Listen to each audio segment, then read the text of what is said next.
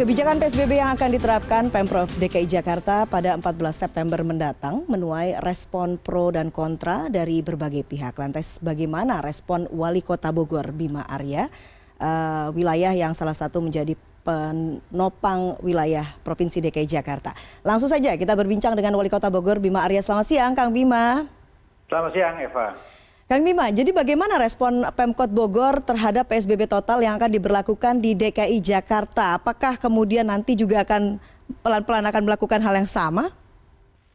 Saya kira gini, bahwa COVID ini semakin melonjak, ya. Bahwa kita semua harus waspada, iya. Bahwa harus ada kebijakan yang lebih efektif, iya.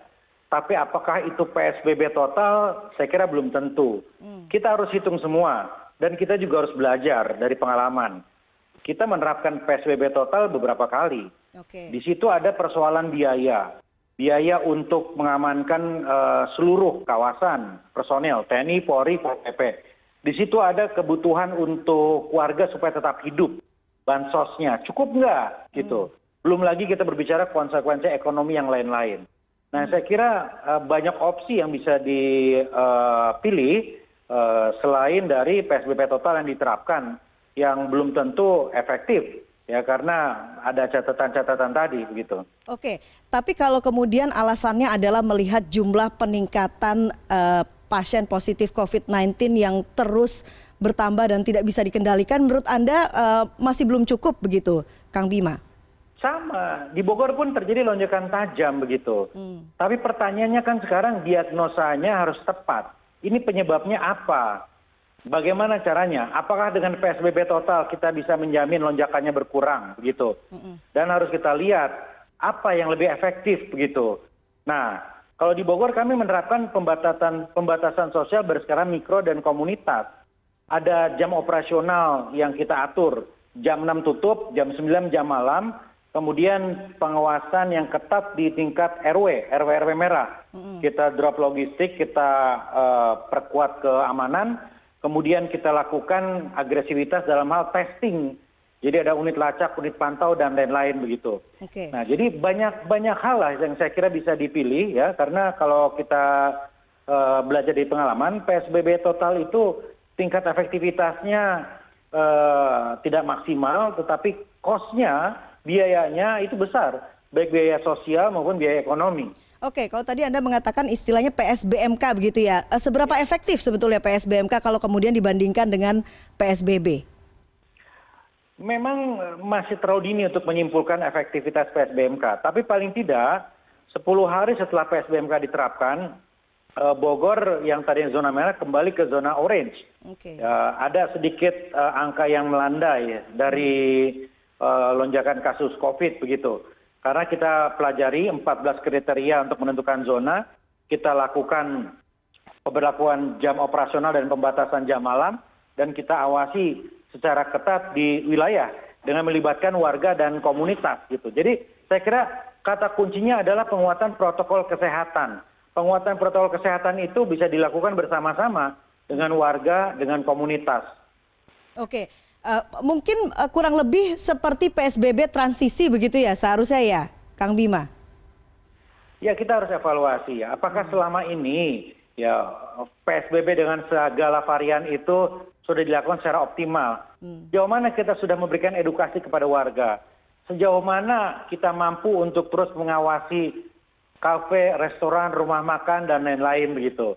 Jadi saya kira harus realistis. Idealnya memang seperti tadi saya sampaikan, mungkin lockdown, tapi kan ada isu ekonomi, ada isu personil di situ. Ya, kita lihat dampaknya ya. Saya melihat bagaimana warga Bogor sangat berat ketika harus dibatasi aktivitasnya. 60% warga Bogor terdampak secara ekonomi. Bukan kita menomorsatukan ekonomi, tidak. Tapi kita lihat ya bagaimana kita bisa fokus pada kesehatan sembari kita melakukan akselerasi pemulihan ekonomi. Itu kata kuncinya. Oke, warga Bogor adalah salah satu yang terdampak cukup besar, 60% begitu ya, bergantung ekonominya dengan Provinsi DKI Jakarta. Sejauh mana pembicaraan antara Provinsi DKI Jakarta dengan wilayah-wilayah penopang Provinsi DKI, termasuk juga Bogor, Kang Bima? Ya, kemarin Pak Gubernur Mas Anies menyampaikan rencana untuk PSBB di Jakarta dipaparkan sedikit saja kepada daerah Bodebek dan belum secara detail karena Pak Gubernur masih harus berkoordinasi dengan pemerintah pusat menurut Pak Gubernur. Oke. Jadi besok Pak Gubernur menyampaikan bahwa beliau akan berkoordinasi dengan pemerintah pusat untuk kemudian hari Senin berkoordinasi lagi. Kami sudah biasa berkoordinasi, jadi dengan Pak Gubernur Mas Anies baik sekali koordinasi kita, ya. Tetapi untuk PSBB total ini kami belum mendapat secara detail gambaran rincinya seperti apa. Dan Pak Gubernur menyampaikan kepada kita mungkin hari Senin bisa disampaikan lagi secara detail. Tapi untuk gambaran saya kira masing-masing wilayah dinamikanya tantangannya berbeda, spiritnya sama untuk fight ya, tetapi pasti ada hitungan-hitungan lain di setiap daerah.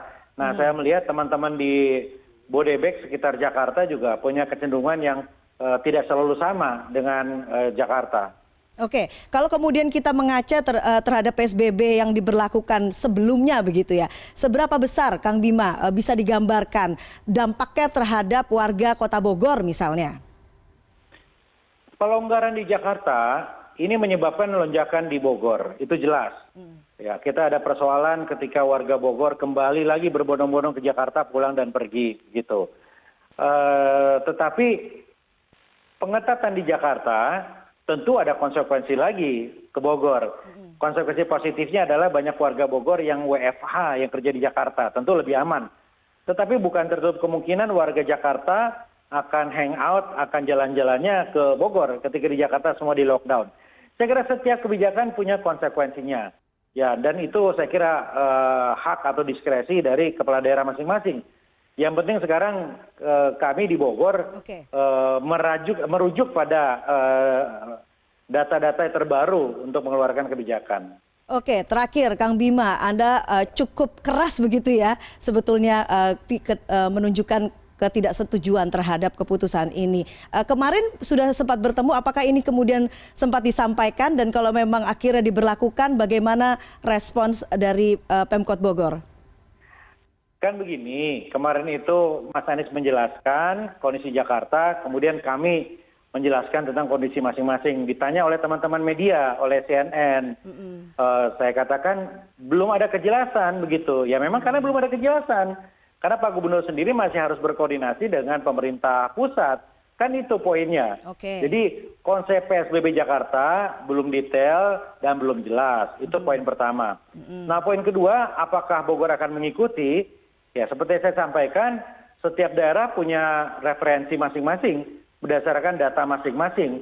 Nah, di Bogor sejauh ini arah kami tidak ke PSBB, tidak lagi kembali ke dulu, ya, tetapi PSBMK yang sekarang sedang kami terus perkuat. Begitu kira-kira, Eva. Oke, Mas Bima Arya, Wali Kota Bogor, terima kasih atas waktunya di CNN Indonesia News Hour. Selamat siang.